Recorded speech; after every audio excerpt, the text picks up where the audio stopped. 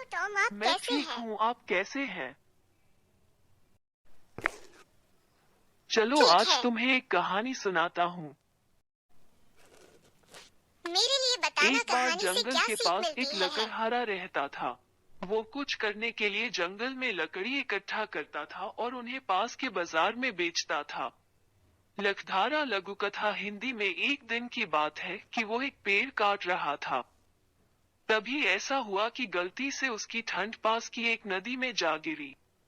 नदी बहुत गहरी थी और वास्तव में तेजी से बह रही थी। उसने बहुत सारे विवरणों को खोजने की कोशिश की लेकिन उसे वहां नहीं मिला। अब उसे लगा कि उसका सब कुछ छिन गया है। उदास होकर वो नदी के किनारे जाकर रोने लगा। उसका रोना सुनकर भगवान उठे और लकड़हारे से पूछा कि क्या हुआ। लकड़हारे ने उसे अपनी दुख भरी कहानी सुनाई।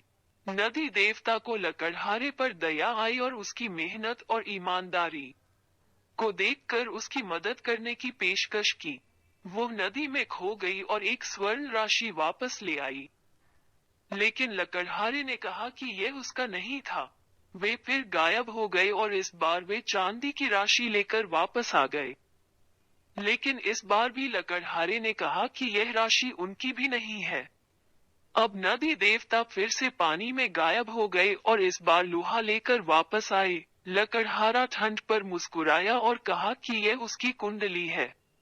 लकड़हारे की ईमानदारी से प्रभावित होकर नदी के देवता ने उसे सोने और चांदी की कुल्हाड़ियां भेंट की।